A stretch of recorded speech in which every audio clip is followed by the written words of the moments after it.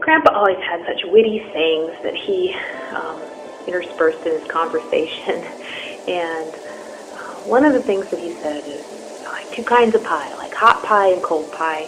And Caleb, my son, just loves pie. And I taught him that, and he says that all the time now. And I always think of Grandpa, and always will whenever I hear him say that. The one thing that I will always remember about Grandpa is that he knew how to show us a good time. And every time that we visited, we rode tractors and played on four-wheelers. And we always had such a great time. And it was always such fun to go out to his place for the day and play in the hay or even play cards for hours with him. He really did know how to show us a good time, and that's one thing that I'll always remember about him.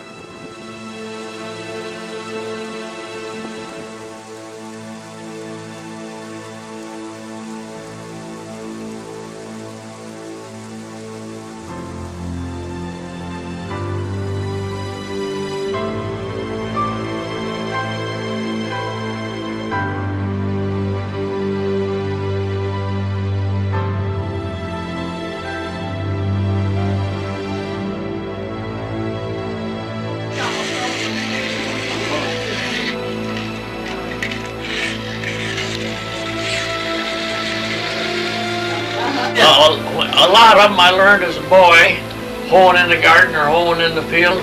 One year I remember we had 2 or 3 acres of white navy beans, and we had to hoe the whole darn field. I suppose each of us have different special connections with Grandpa. For me, I guess the 2 things that got Grandpa and I close together was rook and aeroplanes.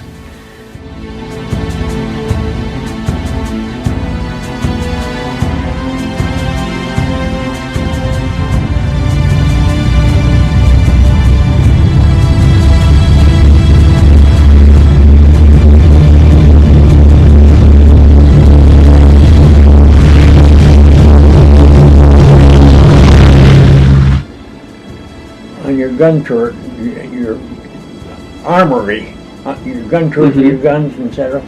There's that lever on there.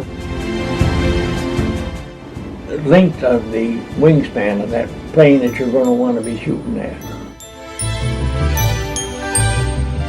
88 feet, 34 feet, you got to have that all up here.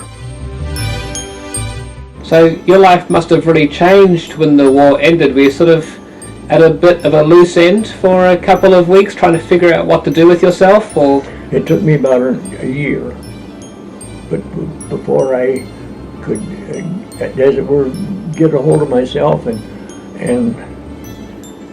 act like a civilian and make a living and all this kind of stuff. It's a different world. Different. Oh yeah. Mm-hmm. Here you're coming from a world where you have been told what to do every minute of your life, and all of a sudden you're turned loose in the whole world, and you got no boss. And it's a strange thing that happens that you don't know anything about. Maybe they do now, but didn't then. Yeah.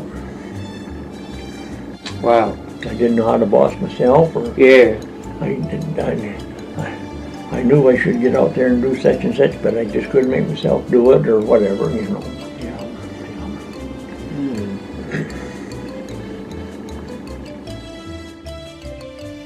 And in the early 30s, 35 mile an hour was the going speed of most of the automobiles back then. 35. And during World War II, that was a law.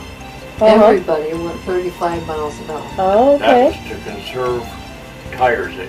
Okay, They couldn't get rubber And on gas. And fuel, Rubber tires was made out of natural rubber from Indonesia. Japan had that all. Oh, right, right. And they had to invent some synthetic tires, which now is made out of petroleum. Right. Huh. Grandpa loved words and word games. One of his favorite things to do was to find a 4-letter word that was tricky and get us to try to figure it out using blacks and whites to indicate whether we had the letter in the right place or not. And I remember the last time I played with him, it must have been a few months ago, he came up with a really good word, and he was pretty pleased about it. The word was lily, L-I-L-Y. Took me a good long time to figure that one out.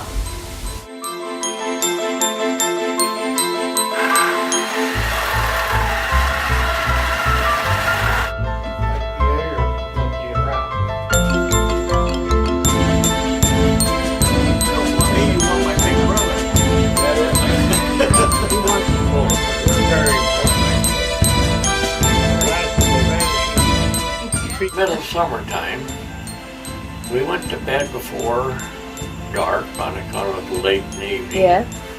And of course, all the kids slept upstairs. And most of these old farmhouses, just like this one, they got one bedroom downstairs for the parents and all kinds of bedrooms upstairs for the kids.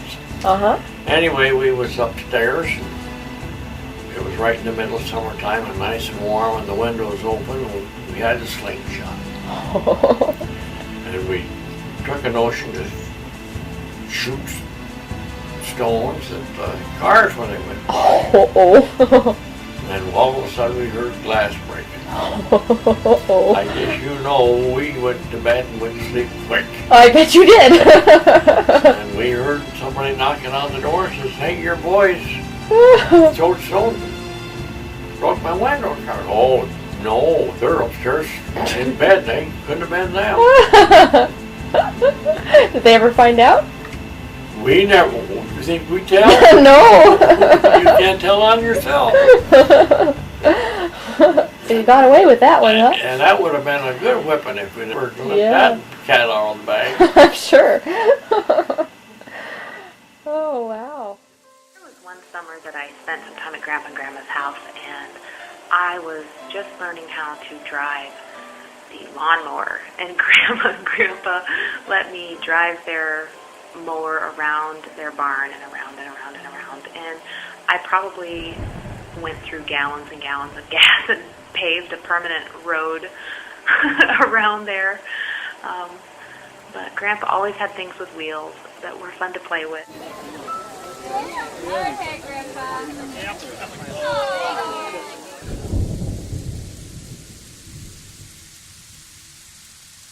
Storm came up. It wasn't bad. Oh?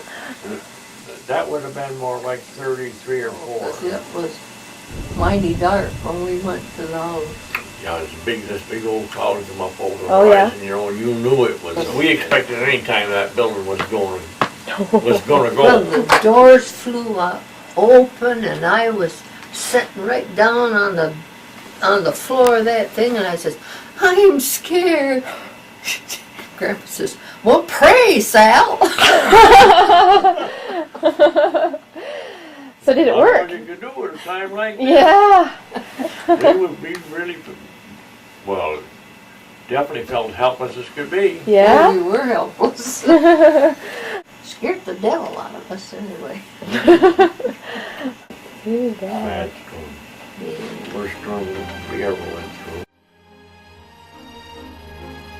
I don't have one specific memory of Grandpa, but I do remember that even though I was the type of girl that was never really into farms and tractors, and I couldn't really sit still long enough to play a game of rook or dominoes, I still always had a really good time visiting Grandpa. I always felt loved, and I always felt like Grandpa and Grandma Sarah just spent a lot of time and energy trying to make sure that we had a good time when we went to see them, and that means the most.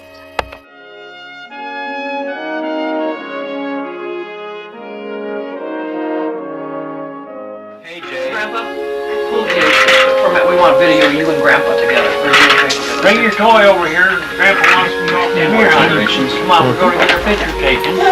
Yeah, I'll read the book to you. Yeah, you get the book. There we go. Now we're all set. Look at here. My first ABC book. Oh, what's in there? Oh my, isn't that pretty? Just turn the page. Whoa, here's a horse.